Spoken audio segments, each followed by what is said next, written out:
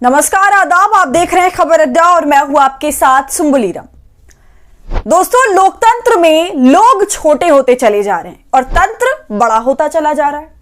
जी हां, आज के वीडियो का मुद्दा तंत्र अब कैसे लोगों पर हावी हो रहा है या इसे हावी कराया जा रहा है, इसी पर है। क्योंकि चुनाव आयोग ने कुछ ऐसे नियम बदल दिए हैं जिससे अब चुनावी प्रक्रिया की पारदर्शिता पर सवाल उठ रहा है और पूरा चुनाव आयोग संदिग्ध नजर आ रहा है। तो वीडियो को आप अंत तक जरूर देखिएगा और समझिएगा कि कैसे चुनाव आयोग नियमों को बदलकर उन चीजों को छुपा रहा है जो आज से पहले दुनिया के सामने रहती थी। तो दोस्तों, मैंने वीडियो की शुरुआत लोकतंत्र शब्द से करी क्योंकि फिलहाल देश में खासकर चुनाव आयोग इसी लोकतंत्र के साथ कहीं ना कहीं समझौता कर रहा है। आप सभी जानते हैं, हमारा भारत देश लोकतंत्र से चलता है, अंग्रेजी में बोले तो डेमोक्रेसी। इसमें लोगों को, जनता को सर्वोपरि रखा जाता है। वो इस देश को चलाने वाले को खुद अपने कीमती वोट से चुनती है। लेकिन दोस्तों, अगर लोकतंत्र में लोग ही कम हो जाएंगे या उनके प्रति जवाबदेही कम हो जाएगी, तो आप ये समझिए कि लोकतंत्र में लोग तो छोटे हो ही जाएंगे और तंत्र बड़ा हो जाएगा। इस मुद्दे पर देर सवेर विपक्ष से लेकर तमाम ये लोग जिसे इसकी चिंता है, वो लड़ते रहते हैं। तो दोस्तों, अब सारा मामला चुनाव पर, जो कि एक लोकतांत्रिक प्रक्रिया का परिचय है, उस पर आकर अटक गया है।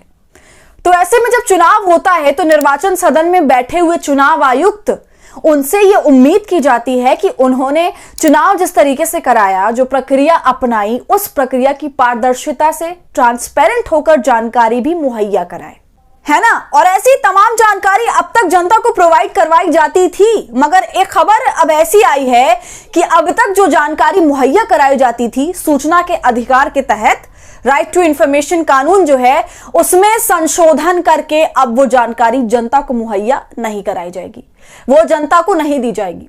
जी हां, हम बात कर रहे हैं वन नेशन वन इलेक्शन की, हम बात कर रहे हैं इलेक्टोरल रिफॉर्म्स की, जिस पर अब ढेरों सवाल खड़े हो रहे हैं कि ये चुनाव की पूरी प्रक्रिया में ये किस तरह का बदलाव आ रहा है, ये किस तरीके का रिफॉर्म है या सुधार है, जिससे लोकतंत्र में ही लोग ही छोटे होते चले जा रहे हैं और सारा फोकस तंत्रों पर हो रहा है और वो अब लोगों से ज्यादा बड़ा होता चला जा रहा है। दोस्तों, आज यही सवाल है कि ऐसा क्या है जो संशोधन करके छुपाने का प्रयास कर रही है चुनाव आयोग और ये सरकार। ये सारी जानकारी अब पब्लिक डोमेन में क्यों नहीं आ सकती?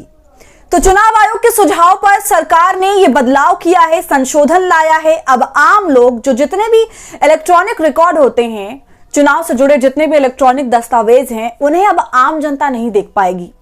जैसे दोस्तों, बूथ की वीडियो रिकॉर्डिंग हो गया, फॉर्म 17 जब डेमो कराया जाता है वो हो गया, क्योंकि अक्सर लोग कहते हैं ना कि डेमो मशीन खराब हो गई, डमी वोट तो नहीं डाल दिए गए, यहां पर कोई ईवीएम बदली तो नहीं गई थी, क्योंकि हर बूथ के अंदर वीडियो रिकॉर्डिंग होती है। लेकिन अब इस नियम के बदलाव के बाद आप ऐसा कोई भी इलेक्ट्रॉनिक रिकॉर्ड नहीं मांग पाएंगे।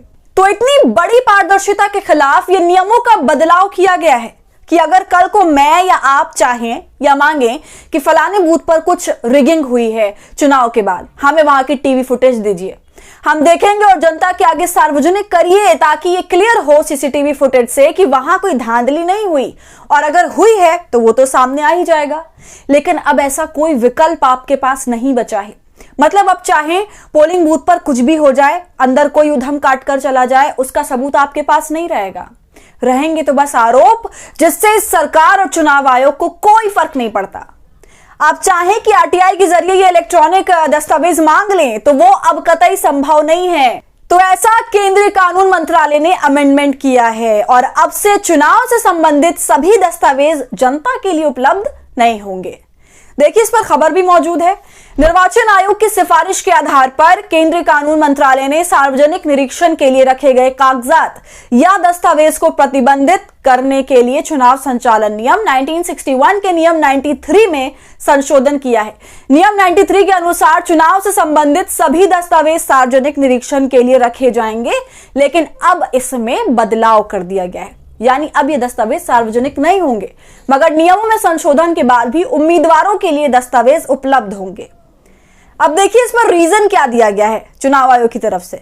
चुनाव आयोग कहता है कि एआई से छेड़छाड़ हो सकती है, आर्टिफिशियल इंटेलिजेंस से छेड़छाड़ हो सकती है, कोई भी इन वीडियोस का दुरुपयोग कर सकता है, ऐसा चुनाव आयोग का कहना है। देखिए, खबर में लिखा है निर्वाचन आयोग के एक पदाधिकारी ने कहा कि ऐसे कई उदाहरण हैं जहां नियमों का हवाला देते हुए ऐसे इलेक्ट्रॉनिक रिकॉर्ड मांगे गए हैं। हालांकि मतदान केंद्रों के अंदर सीसीटीवी कैमरे की फुटेज के दुरुपयोग से मतदाता की गोपनीयता प्रभावित हो सकती है। इस फुटेज का इस्तेमाल एआई का उपयोग करके फर्जी नैरेटिव गढ़ने के लिए भी किया जा सकता है। तो देख लीजिए क्या बढ़िया तर्क तैयार किया गया है। खैर दोस्तों, अब ये समझिए कि जब वन नेशन वन इलेक्शन की बात हुई तब ये कहा गया कि जो वन नेशन वन इलेक्शन है वो चुनाव आयोग को अपार शक्ति दे रहा है। और जब आज इस तरीके का कदम उठाया गया है तो कहीं ना कहीं जो हम सभी अब तक चुनाव आयोग की क्रेडिबिलिटी को लेकर चर्चा करते रहते हैं, उसकी निष्पक्षता कितनी है, उसे लेकर जो चर्चा करते आए हैं, अब उसमें ये फैसला आना एक बहुत भारी और बहुत बड़ी चोट है। अब आपको ये बता दें कि ऐसा करने की आखिर जरूरत ही क्यों महसूस हुई। दोस्तों, बड़ी ही चौंकाने वाली बात है और ये जानकर आप भी हैरान रह जाएंगे। तो दरअसल ये पूरा मामला अदालत में गया और एक प्रकरण था, एक पर्टिकुलर इंसिडेंट था जिसमें इलेक्शन कमीशन को यह कहा गया कि आप तमाम पोल डॉक्यूमेंट्स जानकारी पिटिशनर को मुहैया कराएं। और सुनिए, ताकि वो जानकारी मुहैया ना करानी पड़े इसके लिए पूरा कानून ही बदल दिया गया। देखिए, आपकी स्क्रीन पर पूरी खबर मौजूद है। Center changes election conduct rules days after High Court tells Election Commission to provide poll document to petitioner. With this change, not all election-related papers can be inspected by the public.